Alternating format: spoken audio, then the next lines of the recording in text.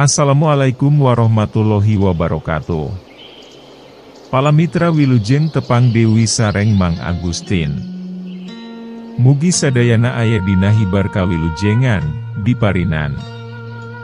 Sehat berkah tur arageung milik, pikeun ngolah kahirupan. Satungtung urang masih gumelar di alam dunia. Anu sorbabasan mah teu lila urang hirup teh. Ku kituna Mang Agustin titip ka palamitra sadaya ulah ngantun keun salat. Da salat mah teu lilangan saukur nepi ka maot. Tos maot mah paratos eureun teu gaduh kawajiban deui salat teh. Duh hapunten ngalantur. Mang Agustin masok seueur banyol. Hayu bilih nyangkolong kana waktos. Urang teras keun Dewi lalampahan si Margono teh. DRA Leuweung larangan. Bagian ke-13. Wilujeng tepang dangu Dewi Palamitra, hayu urang teras keun dongeng anu katunda. Wilujeng ngadangu keun. Bra'al Wanci lohor, Margono, kakara nepi ka asisi lemburnya lindung. Memeh asup ka jero lembur. Margono, beberesi heula. Pakana anu rangsak, diganti. Kulitna, karasa pareuri.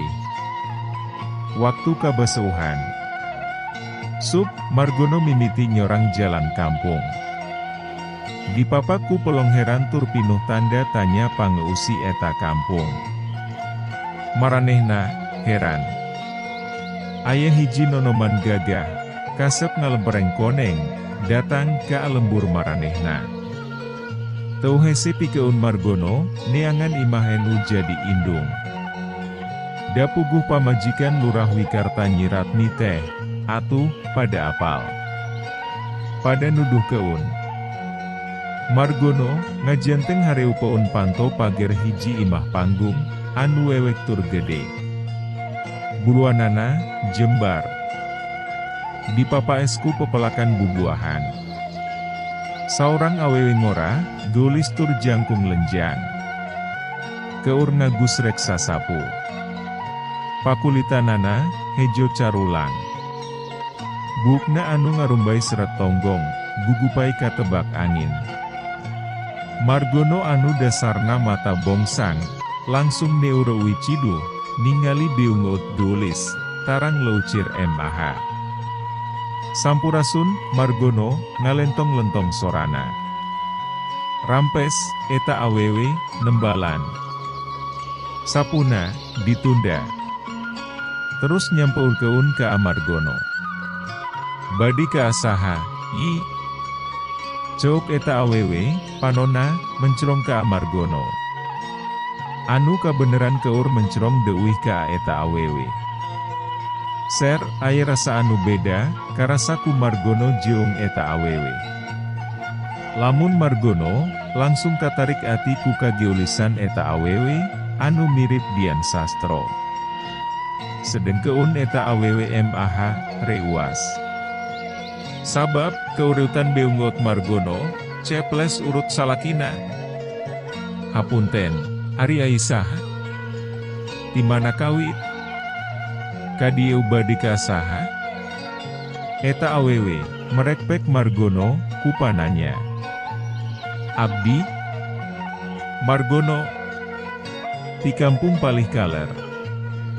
Abdi, incuna aki jumanta. Maksad dongkap kadieu seja nepangan pun biang.